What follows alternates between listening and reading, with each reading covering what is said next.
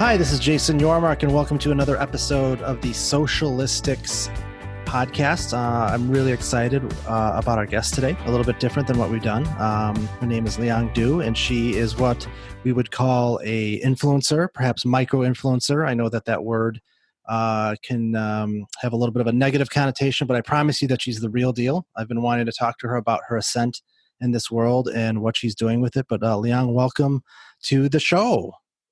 Thank you, Jason. I am very happy to be here. Awesome. So full disclosure, Liang and I used to work together many years ago. That's how we got to know each other. And that company was an interesting experience, but I loved the people that I worked with that was on my team. And I've always stayed connected to her, and I've just watched her kind of ascend with her social media in ways that I really haven't seen too many people that I'm connected to. I mean, she's really created an incredible platform for herself and represents some pretty cool brands. And I've just been fascinated by that journey. So I'm excited to talk to you about that. So why don't we start by you just kind of sharing a little bit about who you are, what you've done, and we'll go from there. Okay. Well, again, my name is Liang. I've been in the social media space for about 8 to 10 years. So I graduated 10 years ago, started in social 8 years ago. And really, I actually started my blog before I actually figured out that I wanted to do social. So I think, I kind of figured out that it was a passion project, but I wanted to see if I could make it on my own and see if I could make a living doing social media. And so I was really fortunate that I have had the opportunity to work with some really big brands like Xbox, Microsoft Store, T-Mobile, and then now Expedia. And yeah, I love social. Sometimes it can be like a love-hate relationship, if you get some 911 crisis or support issues. But I think for the most part, it's been a great channel to really build an online community, form those connections, grow your brand identity, grow brand advocacy. And for, people that run small businesses or, they don't want to spend all those ad dollars on media. Social is a great way that you can, start organic and then kind of scale up and layer in paid. Awesome. So you've obviously had some great experience. You still got you've got your full-time gig. You've worked with some big brands. What are some of the things that you've been able to take away from some of those corporate, I would say, experiences that have allowed you to kind of build kind of your personal brand? Yeah, I think that one of the biggest things that my kind of corporate side has helped inform my personal brand on is kind of how to show your impact.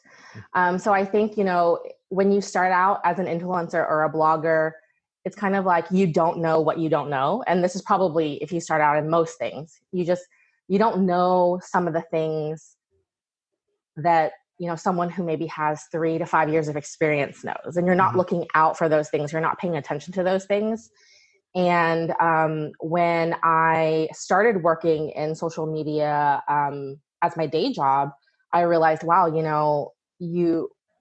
we're looking at week over week metrics. We're looking at month over month metrics. We're looking at, hey, did this campaign, did it meet its goals? How did it drive impressions, or how did it drive engagements? Are people using the hashtag? There's definitely qualitative analytics, but there are also quantitative ones, right? And so that's kind of the biggest thing that has helped me kind of develop not just my personal brand and how I want to approach my community and the brands that I work with, but I think it's helped me be kind of a stronger businesswoman because of it. Yeah. I like it. So let's get into the stuff that's really interesting to me. So let's talk about your personal social media. The first question I have is, you obviously, when I look at your landscape of your social, it certainly looks like Instagram's kind of, the top of the food chain for you. So tell me a little bit about that journey? Like where did you start? How did you build your following? I mean, you've got, let's see here, 17.4 thousand followers, which is Mm-hmm. about 14,000 more than I have. So I'm a little jealous, but like I told you in the Uh-huh. beginning, I don't think anybody cares about a middle-aged guy on Instagram. So I can live with that. But Yeah. take me through like where it started, how you Mm-hmm. built it, where it's at. I'm really interested in that journey. Yeah, so in the very beginning, I only had actually Twitter, and then I had a blogger account. Hmm. And it wasn't even I didn't pay for a domain name, so it was just the free blogger account. And as kind of Instagram became what it is today, I actually, if you scroll back into my photos enough, you'll see like when it was more personal Hmm. and where I started making the small changes to make it become more of a brand. And then Instagram has just kind of taken off because in the very beginning, so, I know that this is a more controversial topic, especially I think in the current kind of pop culture. Hmm. But back in the day, there was a lot of like trade for work or, do work and then the brand promotes your content type situations. And most brands were only looking for, Instagram content. They weren't looking for content placements on Twitter or on Facebook. Hmm. And so I actually only started my Facebook, I think maybe a year or two ago. So it was definitely, kind of a little bit more on the back burner, Hmm. which is why my Instagram has grown so much. I think it's a positive and a negative because obviously you devote a lot of time into this one channel. And I might not be paying as much attention to the other channels.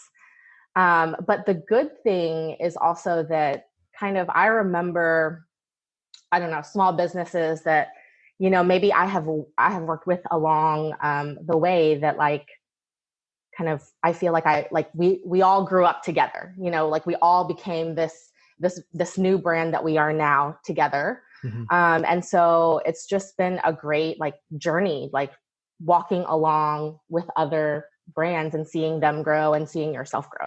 So how did you build your following? Like what contributed Okay. to you kind of doing that?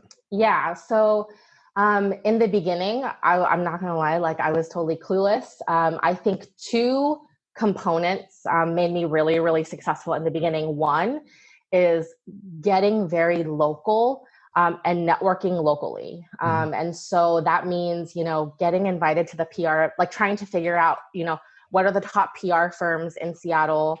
Who are the names that I need to know? Who are the names that I need to connect with? Getting on those lists, getting, on those invites. And then the second part of it was I worked with a lot of like national brands in the very beginning. Um, I'm not going to lie, I was paid like literally nothing. Hmm. So it would be considered like essentially a trade or, product type How thing. did you get on their radar? Like how did you get on the radar of Um, a national brand when you maybe don't have the biggest yeah. following? So there are these sites that kind of aggregate opportunities for Hmm. bloggers. Yeah. And there's so many. I mean, there's probably like upwards of 100, but I would recommend like if you are starting out just to pick like a handful and then really like quantify if these are the right sites. And if they're not the right sites for you, get off them and try new ones. Hmm. I remember when I think there was a time when I used to be on 8 different ones. And then I realized, wow, like I only use, I think 2 of them. So why do I have all these different accounts? You have to link them, to your Instagram and you have to do all this work on the back end, fill out your profile, all these things. And so I pretty much just focus on the ones that I know have not just maybe better quality campaigns, but more consistent campaigns. Hmm. Like they're getting more work onto their platform. And then also there are ones that, they only do trades or they only do free promotion. Sometimes you might even have to buy the product. So those I would typically say I'm not looking so much into right now. Hmm. But these are kind of more of like the fast turn quick jobs. Like Yeah. they expect, once you're approved for the campaign, they're going to see something in like 2 weeks. Hmm. How long did it take you to kind of get to where you're at from the beginning to like the size audience that you have right now? Oh my gosh. I mean, I would say like 3 years ago, I was probably like just under 10K. Hmm. So I mean, years. Yeah. It's not overnight. And like full disclosure, I one of the reasons that my platform in the very beginning grew so fast was because I was working with Neutrogena, Hmm. and one of the benefits of working with them was that they were going to use like my account in ads. And so Hmm. I said, well, this is great exposure, not only for people that are not following me, but people that are, following or interested in Neutrogena, right? Yeah. And so I actually was seeing a ton of growth when I was partnering with them. And then I think I did like 2 or 3 different campaigns with them. Gotcha. Are you in a place right now where do you have to pursue opportunities, or do they pretty much come your way? It's both. Hmm. So the thing is if you only wait for opportunities to come your way, Hmm. you're just not going to be working as consistently. Yeah. I know that maybe the outside looking in, it looks like, oh, you just get to go to this like, comped meal or all these things. But I will assure you there's at least 20 emails back and forth that, have arranged this meal or this experience. Hmm. And, I know all the pointers that, I want to talk about. And I know my experience that I want to share. But, you have to get on the same page with which accounts you tag, what Hmm. hashtags you use, because the brand is measuring all this, all these items. Hmm. And so I need to make sure that, I'm aware of those. And then, yeah, so like reaching out to brands, I I have definitely done my fair share. I've also definitely, either not gotten a response or, been denied or said it's, not the right time. I think the most important thing about reaching out is, um, sharing something kind of brief, maybe in like DMs, because if you don't have an email, Yeah. I always try to gauge like the interest level first. And then if it seems like the brand is interested, then I ask for an email contact, where I can kind of send like my media kit, which has like all my stats in it, examples of past work. Or I can even put together like something special for the brand. Got it. But I want to stop you there. You had mentioned yeah, something. You said you have a yeah, media kit. yeah. So tell me more about that. When you developed that, when that came into play, how you got it done. Okay. So I have only had my like professional media kit for, I want to say like a year. Hmm. The easiest thing to do is just to go on Etsy and download a template. Yeah. And then you just fill it out, like, you swap in your own Sure. photo and you put in all your insights from, all the different channels that you own. So for me, I obviously have Instagram. I have my monthly unique views from my blog, Pinterest, uh, Twitter, and Facebook. Hmm. And then it might say, maybe like a high level range for rates. And then maybe like some examples of similar work that you've done. So like Yeah. if I'm pitching like a travel experience, I would want to show other examples of travel that I've done. Got it. Very cool. So tell me, here's a question I think you'll have fun with. What makes the difference between a legitimate influencer and one that is just surface level? They're just in Yeah. it for the money, and it's just a cash grab for them, and Hmm. the business doesn't really stand to benefit from that. Like, everybody thinks that they're an influencer these days, especially in the current climate. You are not that. I want to be very clear with the audience. Like, I've watched you do this for years, and you're doing it the right way. So, to you, in your opinion, what are the things that separate someone like yourself that's doing what you're doing versus somebody that maybe has an artificial following and is just trying to, use, flash just to kind of get Yeah. attention and earn as many bucks as they can? Okay. So the first thing that I want to say is, no matter what kind of blogger you are, like I have respect for those people, for anyone, Hmm. because it does take a lot of behind the scenes work, even the ones that are just like slinging like to know it links and Yep. whatnot. I think the biggest thing for me is that I came in to starting a blog, which I didn't even think was going to become anything. Mm-hmm. I really was just treating it as a diary of like, places to go in Seattle, things to do, restaurants to eat at. It was more of my way to get to know the city because I am originally from Atlanta. Mm-hmm. And so for me, my whole journey has been like, I just really want to build relationships with people.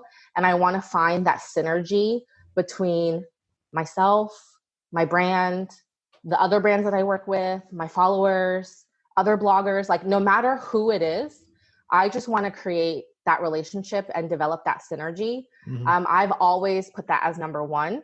And then number two is really, okay, like, my time is obviously limited. How do I prioritize? Okay, like, this brand wants to hire me for some work. So, they're paying. So then, I prioritize that at a little bit of a higher level, right? Yeah. But I will say that like, even with the paid work, like, affiliate links, right? That's a way to get paid for sure. Mm-hmm. And I think like if you're a blogger and you are making it big with affiliate links and, it's really driving impact for you, of course, keep on doing it. Don't stop doing it. The reason why I stepped away from, kind of sharing, like, even if I share links now, I don't use the affiliates because it takes so much time to curate all your outfits Mm-hmm. on those platforms and get links and then keep those links organized. Yeah. That I'm sorry, like, I'm not going to do that for like a 2% commission or, because it's only 2% off of what people are actually buying. It's not off the actual traffic or the actual clicks. Right. And a lot of people don't know this, but a lot of affiliate marketing, they only pay you out at a certain threshold. Mm-hmm. So they won't cut you like a $50 check. You have to hit, maybe over $100 before they pay you or whatnot. Right. And Mm-hmm. for me, it just wasn't worth my time. Yeah. And so I just made a conscious decision. Like, I get a lot of people that DM me that say, want to learn more about your outfits, whatever. I try to share as much as I can. But I'm also, not someone who buys clothes all the time and is always in the stores especially now. Yeah. So for me, it takes more time. I'm not refreshing my wardrobe as much. It just doesn't make as much sense, so I stepped away from that. Yeah. Got it. What, if you had to pick out, let's say you're an aspiring influencer and you want to do it the right way. What are the top 2 or 3 things or pieces of advice that you would give for somebody that's just starting out to set themselves up for success? Okay. I know everyone says this, so I don't want to sound like a broken record, but number one is for sure, be authentic. Mm-hmm. Like, be true to yourself. If you don't like it, if you end up doing it and you don't like it, or there's something about whatever you're doing that you don't like and you want to pivot, honor those feelings and honor like the way that you're thinking. Because chances are, if you don't feel right or it doesn't feel right to you, someone else who's part of your audience might feel that way too. And if you can pivot yourself into something else, it just shows, that you are savvy in your business and that, your business can be successful in another way. Right. So that's the first thing. I think the second thing that I really just wish I could tell all bloggers and all influencers is really focus on learning about social. Mm-hmm. The reason why there is kind of this like inauthentic following and engagements and whatever. One, it is, yes, due to the fact that, Instagram has made some changes along the way. But two, I think is really, people seeing other people be really successful and get 1,000 likes on a photo and then wanting to emulate that. But in reality, it's like, if you don't have over 100,000 followers, you're not going to get 1,000 likes. Mm-hmm. Like, really, truly learn what is engagement rate? How does it supposed to work? What is it supposed to look like? My following is this number, but my reach and impressions is this number. Does that look right? Is that, in the same kind of ratio, right?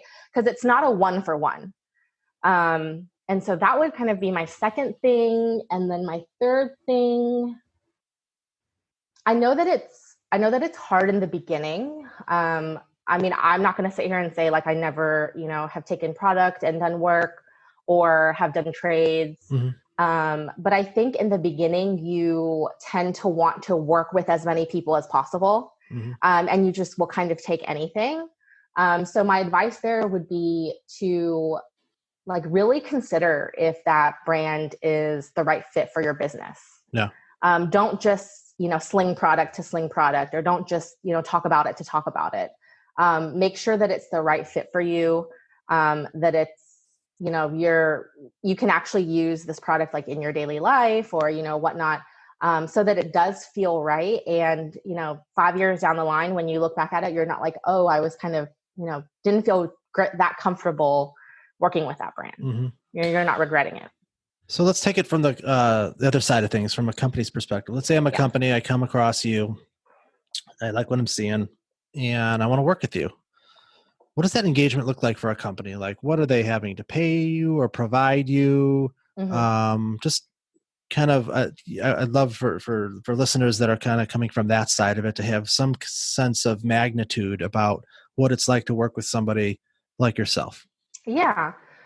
So if a brand is interested in working with me, usually they'll reach out either in DMs or they'll submit like a contact form on my blog, or if they already have my email, they'll just email me directly.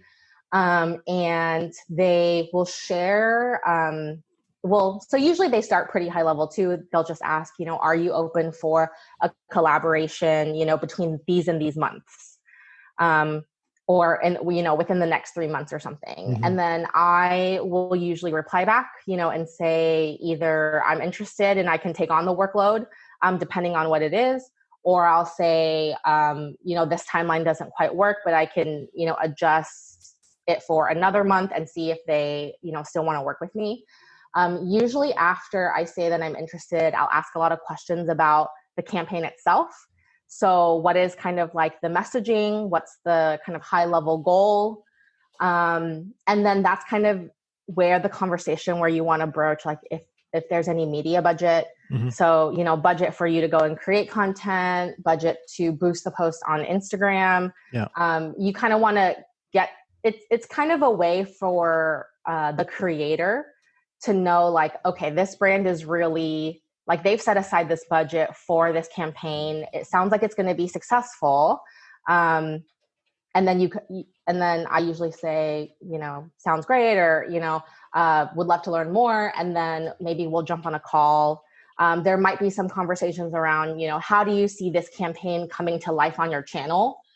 So usually I just give like some bulleted examples. Cause you don't, at this stage, there's no contract yet. You don't really want to write everything yet. Yep. And so I think it's just like any other professional kind of meeting, where, both groups are learning about each other. I'm learning about their goals. They're learning about my approach for their goals. And then I'm just kind of learning about, if they want a blog post or if it's only on Instagram, if they want video content, if they're going to boost it with ads, if it does require, like extensive editing or something, on the photography side. Yeah. So it's really just about all the details. And then just assessing like, these are the goals for them. I feel like I'm, on the right path to help them reach these goals. Cause sometimes there's goals where I look at them and I'm like, this is, it's like, I don't know anyone who could do that, Yeah. And so then I usually say, it's probably not the right fit right now. Mm-hmm. But yeah, it's just really about aligning both sides and making sure that no one walks away from this deal feeling like they didn't get what they wanted. Yeah. I think one of the things that stands out for me when you look at your Instagram feed is that the quality of the imagery is, mm-hmm. I mean, you could tell something's going on other than just somebody's taking a picture with a phone. So how do you go about both? I mean, some obviously, yeah. Everything can't be, a Picasso, but what are you doing in terms of how are you facilitating that? Like how, I mean, obviously, because there's a lot of Yeah. shots of you, somebody's taking the picture, or you've Yes. got, a tripod or something going on, or some sort of professional device. Like what does that look like Yeah. for you in terms of how you capture your imagery? So I would say probably right now is a little bit skewed, but usually where I like to be is like 70% professionally shot. So this is like time that I book with, I usually work with like 2 or 3 photographers in the Seattle area. So it's time that I book with them. I usually shoot at least once or twice a month. And I'll try to wrap like my campaigns into like the 2 shots. Yeah. I try to plan it so that it's a smart use of both of our times. Yeah. So yeah, I would say like 70 to 75% of the content is professional photography. And then I would say the rest is shot on iPhone or shot with a tripod. Got it. So you're scheduling shoots and you're getting a bunch of stuff that you're using over time. Yes. that fulfill, sponsorship opportunities with clients, basically. Yes. Yeah. And normally how I like to shoot is, you see a lot of these like very curated feeds in kind of in influencers and bloggers. And I don't like to be as curated, but I do like to be very seasonal. So like, in the spring, making sure like you have a lot of bright colors and flowers, holiday time, there's a lot of red, Christmas trees, whatever it is, pumpkin spice latte, whatever it is, I think, being a little bit more conscious of the season really gives it that like warmth feel that I think, followers and the audience really like. Yeah. And then I will pay for more time if I need more time to shoot like an ad for something. See, this is what I've been missing. I need to hire somebody to take my pictures once or twice a month to help me look good for my Instagram feed.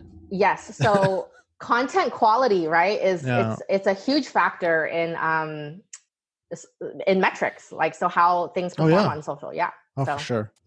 For sure. Well, unfortunately for me, it would probably take 15 minutes for one shot to look right, like the amount of time. It's always like that.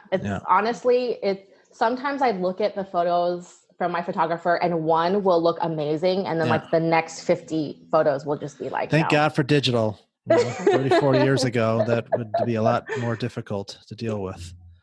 That's really cool. So what, if you kind of can go back and like, when you think about, what you've done and where you're at, is there anything that you would have done differently along the way? Oh my gosh. So I think the only thing that I would have done differently is I would have probably started my Facebook and like page a little sooner than I did, because I was just going back and forth on it because Instagram was taking so much of my time. Yeah. And so I was like, okay, well, as long as I just share like one thing a week from Instagram, it should be fine. And then I even stopped doing that because I was just like, I'm not, seeing any traction, because right now the market is super saturated. Right. It's not the same. It's not the same market as it was like, 7 years ago, 6 years ago. And so that is one thing that I kind of regret. And then the other thing that I know is a lot of bloggers are capitalizing on right now is just the use of Pinterest. And so I've actually been doing a lot of work on my own, just like kind of getting myself ramped up to really start managing my Pinterest much better. Yeah. What, so you had mentioned earlier in the conversation that one of your tips was how, learn as much as you can about social. Like, what are some of the things that you do still to kind of stay ahead of the curve and kind of, educate yourself to continue to do what you do? Yeah. So I'm, really fortunate that my day job is social. And so it is part of my day job to learn about social and, have contacts at all the channels that will tell the team, what's upcoming, what are these new ad placements, kind of all the ins and outs. Outside of that, I'm, obviously LinkedIn, I think, is a great resource, whether it's in groups or just people who you follow that will just share updates around, how they're using social, what new features are coming out, new, obviously algorithm updates are like always really hot. things like that. And then one of my biggest things, which I think I've been pretty fortunate, because I know some bloggers don't, there's like an aversion of like sharing secrets, kind of within the community. I know we talked about this earlier, where for me, it's like, if you ask me a question one-on-one, I'm going to tell you the straight answer. I'm not going to sugarcoat it. I'm not going to send you on like a wild goose chase. I would just tell you, the way that I do things and why. And so I think I've been pretty lucky in that sense too, because I am the one providing some of these answers that I also feel like I should be asking. And so when I first started out, I definitely like asked fellow bloggers, what they were doing to kind of, work with more brands, how they got on PR lists, kind of just making sure that you're kind of checking all your boxes, no matter how uncomfortable you can feel like in the moment. And actually, like I've ended up, getting a lot of opportunities because of those initial kind of uncomfortable conversations. And those people actually looped me in to things. Yeah. Very cool. What's the future like for you when you think about this? Like, where are you hoping to take this and go with it? Honestly, gosh, Jason, I have no idea. I think that even like at the end of last year, I was like, Instagram it's very different than it was when it first started. Yeah. And it's getting to the point I was like, in the beginning, when you're like, oh man, okay. I remember the day that I started using the right hashtags. And I swear, like even my photos of food would get, hundreds of likes. Yeah. Because I was properly hashtagging them. Yeah. And as a person, I might have had like 1,000 followers, right? And so as someone at 1,000 followers to see that impact immediately, it feels great, right? Yeah. But over the years, Instagram has made that more difficult. Yeah. And so at the end of last year, I was just like, should I take somewhat of a back seat to this? I'm really liking my day job. Obviously it pays, the bills. And I don't know if I devoted more time into being an influencer, if I would see the results. Yeah. See the results that I want to see. And also there's also this like fun factor. Like it is a lot of work. So it also needs to be really fun in order to take that extra time that you could be doing nothing to do. And so I would say probably in the last like 6 months, I've been like back and forth. I'm kind of, I guess this year, maybe a little bit fortunate because work has slowed down, like in terms of just blog work has slowed down quite a bit. There's just not as much demand. Right. And I feel like, I'm not drowning, that I feel like I'm better equipped. Like if a brand were to approach me, I would be able to, take on that work, kind of like a no-brainer. Yeah. But I don't know. I mean, I want to continue to just build relationships. I have made so many, just friends and acquaintances and just great relationships with businesses local to Seattle, like small business owners, networking organizations, and, people that I met through blogging that I then later found out, oh, this is where we have more, connections than I thought when we met first. So I think really it's just, I want to grow my relationships and my Seattle base further. And if there's, any opportunity for me to maybe pivot and be really successful on Pinterest or do something a little bit different, I'm actually probably going to be looking into like a website redesign soon because I feel like it's coming up. I've never had a V2, so this is just the version that I've always had, and so I looking for opportunities to pivot like reinvent yourself. Yeah. Yeah. Well, I can relate to that. I mean, that's the toughest thing. I mean, when you're balancing, a career and then a side hustle like this, it's hard Mm-hmm. because if you talk to some of the most successful people in the world, they always say like the one thing that's pretty much a common denominator with them is that took them from, small little thing to bigger giant thing is focus, which Mm-hmm. is hard to do when you're pulled in multiple directions. So Yeah. I can totally get that. Plus it's such a crowded environment. You're competing with more out there. But I love what you've done. If honestly, I think one of the things you should do is you should create a webinar or training module or system for how to become a real effective micro influencer. I mean, I'm serious. Like, that would be, I'm sure there's stuff like that out there and I'm sure most of it's garbage, but Yeah. I don't know. I think that you've created something for yourself that's pretty unique. And, that's a great way. That might be another way to, having an extension of your brand is helping people, figure out how to do this for themselves. Because I think a lot of people are looking for, that right now, there's a lot of Yeah. people that are in need and looking for ways to make money that is independent, especially in the current climate. So that would be my advice. Yeah, just here's another thing for you to do. Like you're not busy enough. But I mean, you have a really unique experience. I think that I think people would really like to learn from that.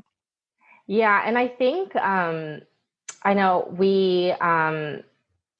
I think oh my gosh, I think in social media overall, um, it's really easy to like compare yourself to other people Mm-hmm. on social media. And then also, I think as a creator on social media, it's also very easy. We've all seen like people only share their highlight reel and things like that.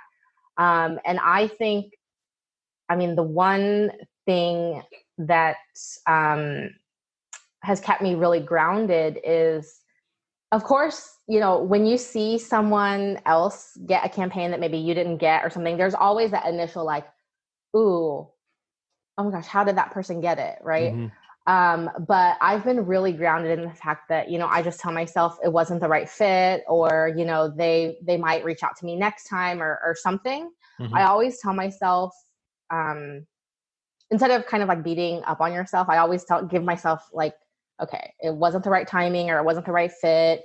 Or I say, oh, this person they did it much better than I could have. Right. And this is a great example. Maybe I can learn from them. Mm-hmm. I always try to not get too in my head about it and just be more practical because, at the end of the day, it's two businesses coming together. And if it's not a good fit for one or the other, it's just not going to work, Yeah. No, Yeah. I totally get that. Well, this is fascinating stuff. Thank you so much for taking the time to talk with us today. Where can people find you? Tell them where to find you. Where can people find me? Well, as Jason mentioned, Instagram is where you can find me. I'm at Peach in Seattle. And then you can also check out my blog, www.peachinseattle.com. Awesome. Well, thank you so much for your time today. Really look forward to watching you continue to do your thing and wish you all of the luck with everything that you do. Thank you so much, Jason. Awesome. I wish you the same. Thanks. And that is it for this episode of Socialistics. If you're listening, please leave a review, a rating, all that good stuff. And as always, your feedback is welcome. Thanks for listening, and we will catch you next time.